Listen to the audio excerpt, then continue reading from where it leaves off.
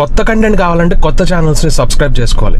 నా channel subscribe చేసుకోమని నేనేం బలవంతం చేయట్లేదు, జస్ట్ ఫోర్స్ చేస్తున్నాను అంతే. ప్రేమకి చాలా పవర్ ఉంటుందని అందరికీ తెలుసు, కానీ పాకిస్తాన్లో ఇరుక్కుపోయిన ప్రేమికుడిని కూడా తిరిగి శ్రీకాకుళం సముద్ర తీరానికి తీసుకొచ్చి నుంచోబెట్టే అంత పవర్ ఉందని మాత్రం తండేల్ సినిమా చూస్తే అర్థమైంది. నాగ చైతన్య గారి లేటెస్ట్ మూవీ తండేల్ కాన్సెప్ట్ ఇదే, కానీ సినిమా ఎలా ఉందనేది ముందు తెలుసుకుందాం. లవ్ స్టోరీలో డ్రామా ఎక్కువే ఉంది, కాకపోతే సినిమా స్టార్ట్ అవ్వకముందే డిస్క్లైమర్ వేసేశారు. డ్రామాలో దయచేసి లాజిక్లు వెతక్కండి అని చాలా బ్రతిమలాడారు. సినిమా అయితే బాగుంది, హిట్ అని చెప్పేయచ్చు. ఫస్ట్ హాఫ్ అంతా క్యూట్ స్వీట్ లవ్ స్టోరీతో నడుస్తుంది. రొమాంటిక్ మూవీ లవర్స్ కి బాగా నచ్చుద్ది.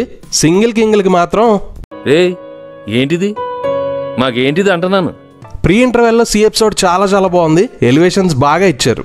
ఇంటర్వెల్ కి పాకిస్తాన్ పట్టుకెళ్లారు. సెకండ్ హాఫ్ అంతా అక్కడే. క్లైమాక్స్ కి హీరో ఎలా తిరిగి ఇండియాకి వచ్చాడు, ఆ ప్రాసెస్ లో ఎన్ని ఇబ్బందులు పడ్డారు అని సినిమా చూస్తే తెలుస్తుంది. అంతే తప్ప నేను చెప్పను, తెలుసుగా మన సంగతి. అన్నీ చెప్పినట్లే ఉంటాం కానీ ఏం చెప్పం. స్క్రీన్ ప్లే అయితే బాగుంది. సినిమా మరీ అనలేం కానీ బాగుంది. 2000 నుంచి 2002 సంవత్సరం వరకు శ్రీకాకుళం తాలూకు ఒక ఫిషర్మ్యాన్ అండ్ హిస్ టీమ్ నిజంగానే పాకిస్తాన్లో ఇరుక్కోవడం జరిగింది. ఆ ఇన్సిడెంట్స్ ని బేస్ చేసుకుని తీసిన సినిమా ఇది. ఇలాంటి సినిమాలకు ఒక ప్రాబ్లం ఉంటుంది, మరీ ఉన్నది ఉన్నట్లు తీయలేరు, అలా అని రియాలిటీకి దూరంగా ఎక్కువ ఇంప్రొవైజ్ కూడా చేయలేరు. అది ఉండాలి, దాంతో పాటు ఇది ఉండాలి. సెకండ్ హాఫ్ లో ఇండియా అనే ఎమోషన్ ని బాగా బలంగా వాడుకున్నారు. త్రూ అవుట్ గా థ్రిల్లింగ్ ఆస్పెక్ట్ అయితే ఖచ్చితంగా మెయింటైన్ చేశారు. నాగ చైతన్య గారు ప్రాణం పెట్టేశారు.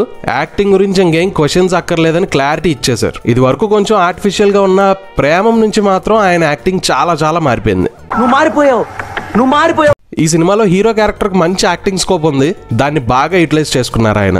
మెయిన్లీ ప్రీ క్లైమాక్స్ లో ఒక నిజం తెలిసాక వచ్చే సీన్ లో చాలా చాలా బాగా పర్ఫామ్ చేశారు.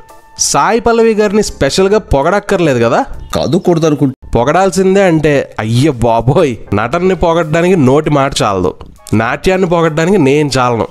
ఎలాంటి సినిమాకైనా షీఈ్ అన్ యాడెడ్ బెనిఫిట్. ఆమె స్టోరీ సెలక్షన్ కూడా సెన్సేషనల్ గా ఉంది. తండేల్ మూవీ సక్సెస్ లో సగం సాయి పల్లవి గారి సొంతం. యాక్టర్స్ అందరూ చాలా బాగా చేశారు. ఫ్రెండ్స్ రోల్స్ లో చేసిన యాక్టర్స్ కానివ్వండి, దద్దా రోల్ చేసిన ఆడుకాలం రవి గారు కానివ్వండి, అందరూ చాలా చాలా బాగా చేశారు. చందు మొండెటి గారి మూవీస్ లో Thandel special. Already Karthikeya two pan India లెవెల్లో బాగా హిట్ అయింది.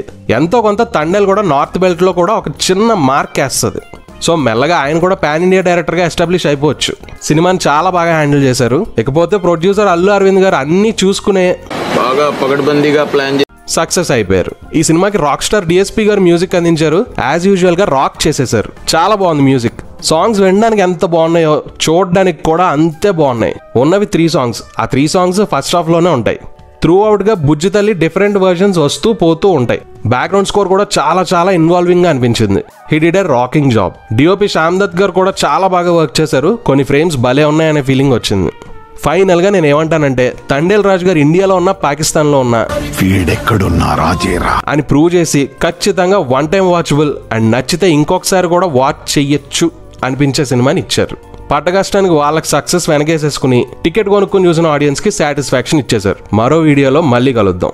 మరి నేను వెళ్ళరానా?